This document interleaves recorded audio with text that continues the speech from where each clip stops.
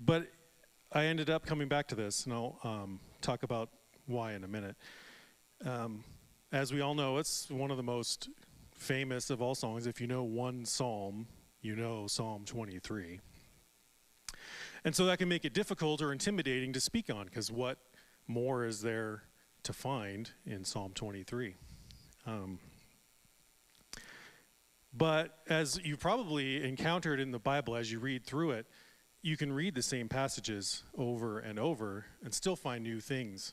And again, it's popular for a reason. It has vivid imagery, the green pastures, still waters, even frightening imagery, the valley of the shadow of death. And, I was concerned, is it too popular to give a sermon on? At least for a first Sunday morning, I'm going to do my first sermon on Psalm 23, because everyone has their expectations about what Psalm 23 is about. And it was interesting, as I was preparing my slides this morning, I got to overhear the women's Sunday school, and it was funny. Chandra was like, "What's your favorite psalm?" Except for Psalm 23. Other than Psalm 23. And why do it? It's everywhere. It's on bookmarks. It's on posters, cards. And there are 150 other psalms to choose from. Why this one? And like I said, I wasn't going to do it. But how many of you here have heard of the Trailing of the Sheep Festival? Yeah, some of you here. So Trailing of the Sheep Festival is a festival in Sun Valley where they celebrate the history of raising sheep in Idaho, specifically in Sun Valley. They have a little parade there. They run the sheep right down through town on a Sunday afternoon. And my son and I have been going to that now for about 4 years. I really like watching the sheepdog trials. They have the sheepdog competitions. And we went this year, and we were coming back, and like the week after, I still hadn't chosen my topic yet. And I was like, I have to talk about Psalm 23. And the reason why is because I think in our modern world, there's a little bit of a disconnect between, although David is such a wonderful poet, and he makes it easy to understand and to visualize, even if we don't have the same connection to sheep and shepherding like they would have then. And not that I'm a sheep expert, but, in the land of the blind, the man with one eye is king. I'm the guy with the one eye, about sheep. So I can share a little bit about shepherding sheep and what the extended metaphor of Psalm 23 has for us. And so if we could go ahead, I'm going to pray real quick before the reading of his word, but we'll go ahead and read Psalm 23. Father God, we thank you for your provision. We thank you for your word. And I pray that you bless me as I read it, and the ears of those who hear it today. Thank you. Amen. And I've chosen Psalm 23 in the King James Version for that extra authenticity. So here it is. And feel free to read it with me if you'd like to. The Lord is my shepherd, I shall not want. He maketh me lie down in green pastures. He leadeth me beside the still waters. He restoreth my soul. He leadeth me in the paths of righteousness for his name's sake. Yea, though I walk through the valley of the shadow of death, I will fear no evil, for thou art with me. Thy rod and thy staff, they comfort me. Thou preparest a table for me in the presence of my enemies. Thou anointest my head with oil. My cup runneth over. Surely goodness and mercy shall follow me all the days of my life, and I will dwell in the house of the Lord forever. Amen. So the psalm is actually one of the shorter ones. It's only 6 verses long, which another thing that makes it so amazing. And it's divided, I don't know if you notice, it's divided into 2 chunks. There's a kind of a sheep bit and then a not sheep bit. And there's 2 pieces here. So David, there's the Lord as the shepherd, which is verses 1 through 4. And then there's the Lord as host, which is verses 5 and 6. And I've heard it argued that it's actually all about sheep, and the table and the oil on my head is like ancient practices where they used to feed sheep from tables and stuff, but I don't really buy that. But I was talking with a friend of mine that I was going to be doing a sermon on Psalm 23. And he said, oh, you could do a sermon on every verse. And there's like, well, I only have time for one sermon. But really, while I could speak on the whole thing, I'm going to focus more on just the first bit, what I call the sheep bit. So this is verses 1 through 4. So I'm going to read those again real quick, just Psalm 1 through 4. The Lord is my shepherd, I shall not want. He maketh me to lie down in green pastures. He leadeth me beside the still waters. He restoreth my soul. He leadeth me in the paths of righteousness for his name's sake. Yea, though I walk through the valley of the shadow of death, I will fear no evil, for thou art with me. Thy rod and thy staff, they comfort me. And one thing I want to point out here, obviously, David has cast the Lord as a shepherd. And that's a pretty easy thing to notice here. It says literally the first verse is, the Lord is my shepherd.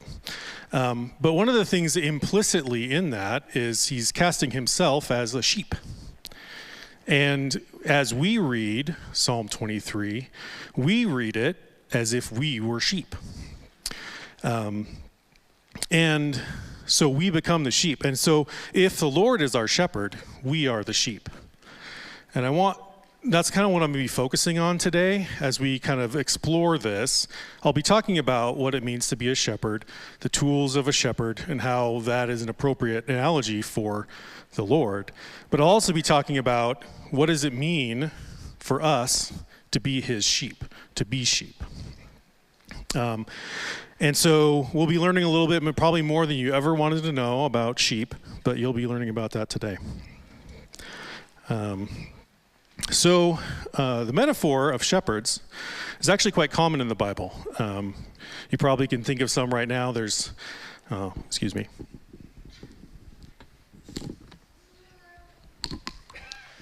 But it's all over the place. The Lord is likened to a shepherd. For example, in Genesis 48:15, this is after Jacob has been reunited with Joseph and his children in Egypt.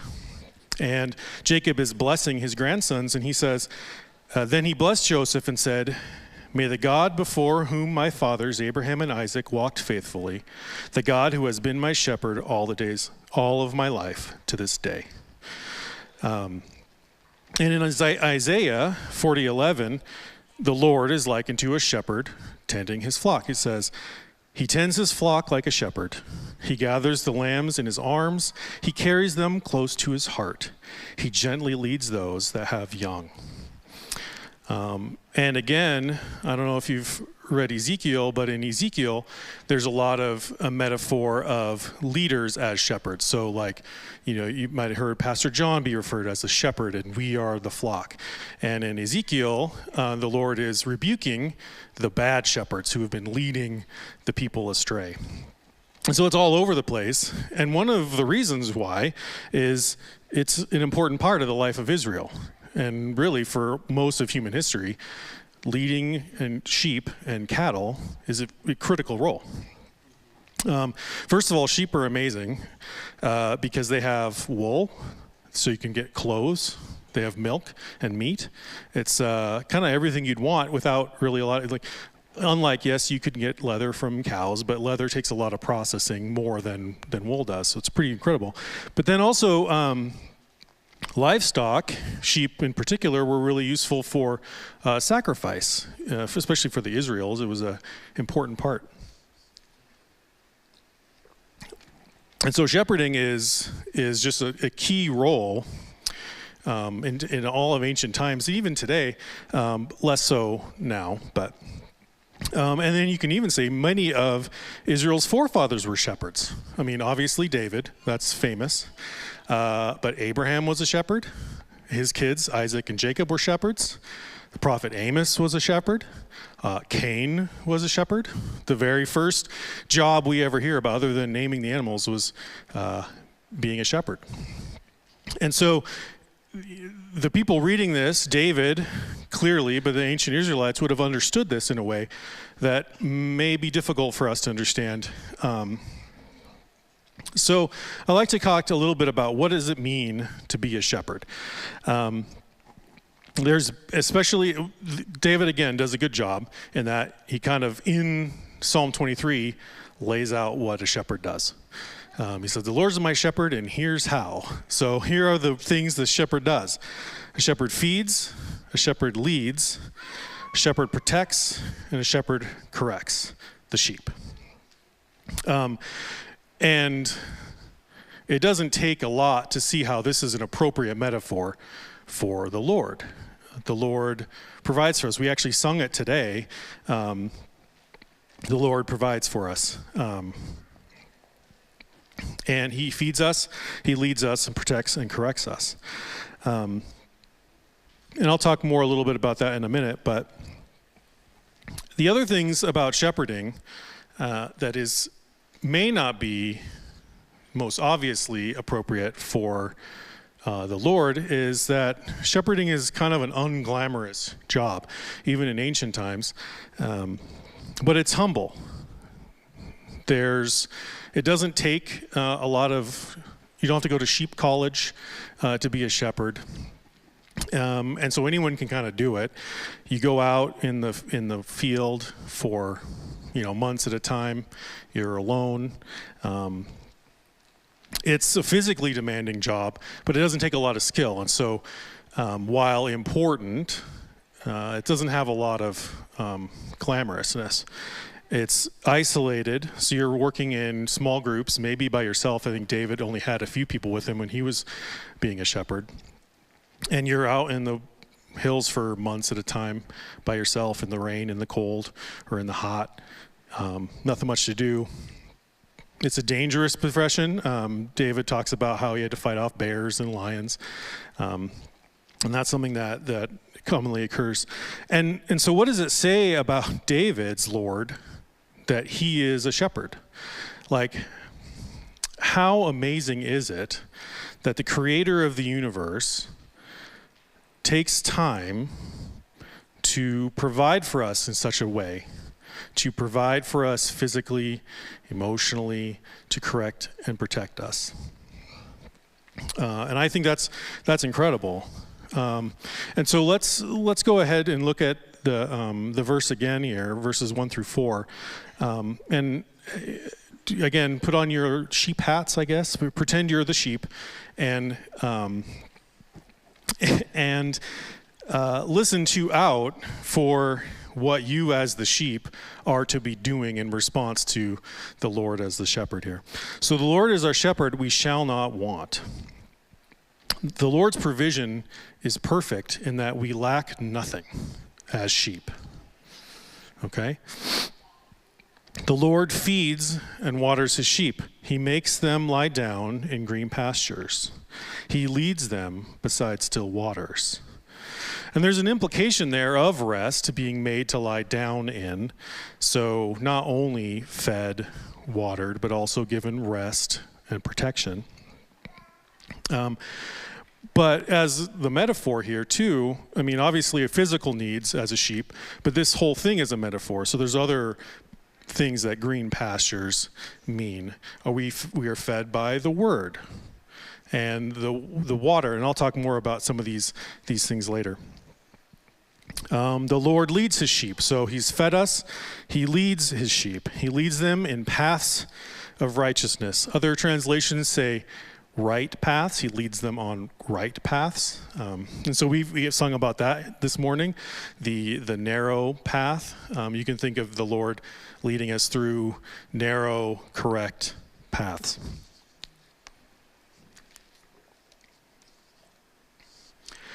And also want to highlight here too, he leads them through the valley of the shadow of death.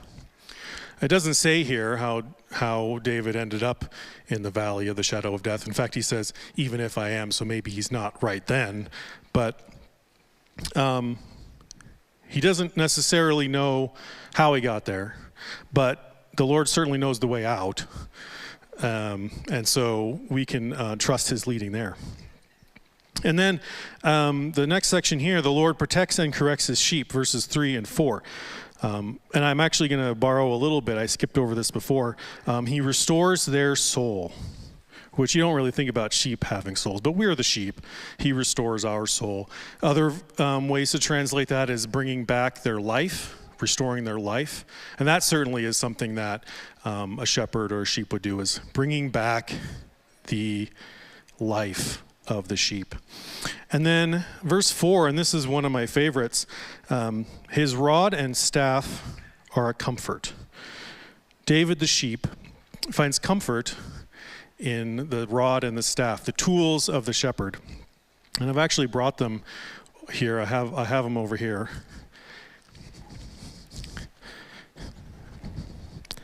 You've probably seen this big tall one before with the hook on the end. That's a shepherd's staff. And then I have this shorter one. Give me a minute. I don't think that's going to stay on there. But this is a rod, and this is similar to what a shepherd's rod would look like. And the rod, as you can see here, is an implement of protection. It's got a little knob on the end there. I can bop a lion on the head with that if I needed to, as the shepherd. Also, I could bop an unruly sheep on the head with it if I needed to. So it's kind of serves both roles, protection, correction. Also inspection. Usually rods had like a fixed length, a known length, so you could like measure how tall a sheep was or how wide a sheep was. You could kind of poke around in the sheep's wool looking for insects, things like that. So that's a useful tool there in the arsenal of a shepherd. And then here, the staff, this is again one that you probably are more familiar with. It's got a couple different uses. One is guidance. I don't know if you've ever seen a shepherd work before, but sheep can kind of see really far. So a lot of times they'll use them to kind of guide the sheep as an extra little bit of, they can kind of waggle it and keep the sheep from going one way or the other. So it's a kind of a tool of guidance, kind of moving sheep where they need to go. And then the hook on the end here, that's a rescue tool. So if you get your sheep in a ditch or in a bog or something, you could reach down with the staff and pull it out by the neck or by the leg. And so those tools are what give David the sheep comfort. And I think a lot of times we don't feel the same way about the correction and rescue of the Lord. Certainly the rescue, but the guiding and perhaps some of the correction involved. And no one really likes correction, but I find it interesting, and I think it'd be appropriate for us to find comfort in those things.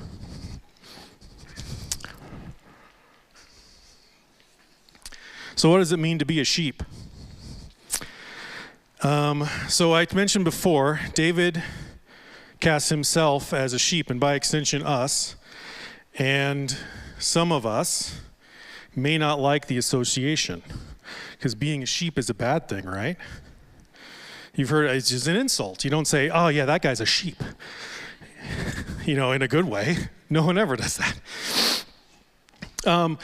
But I would say, while it is not a very flattering connection, I think it's an appropriate one. But sheep are well known to be stupid animals. Unthinking, following the herd. Sheep follow the herd. They don't think, they don't have unique thoughts, right? And so we don't want to be called sheep or known as sheep, but this is an oversimplification like many things. Sheep actually aren't that stupid. They're prey animals, obviously, so that has a certain level of nervousness associated with it. If anything can eat you, you're going to be worried about it. And but some wild, and they're herd animals, certainly. They gather together in herds, mostly for safety. But some wild species are solitary. Sheep certainly aren't as smart as other domesticated species like a dog or cats, things like that. But they actually are quite clever. They can remember faces of humans and other sheep for several years. They're quite clever problem solvers, actually, when they're motivated to. And as prey animals, sheep are motivated by two things. Stop me if this sounds familiar. They're motivated by food, and they're motivated by fear, which, sounds kind of like people. Obviously, we're a little bit more complicated, we'd like to think, but, those are big motivators for humans as well. And like I mentioned, some sheep are quite clever. How many of you know what a cattle guard is? Yeah, you've seen them on roads. I have a picture up here of a cattle guard. It's a little kind of slatted grate over a shallow pit. They put them on the roads between fences. And the way it works is that most cattle, like cows, sheep, things like that, they don't have really good depth perception. They can't see distances. And so to a sheep, when they come across this, it looks like a cliff, and they won't go over it. And so you can do that instead of having a fence and having to get out your car and move the fence and then close the fence. You can just drive over a cattle guard. But it was kind of interesting. In 2004, there were some sheep who figured out a way to get across the cattle guard. So I have a video here to show that.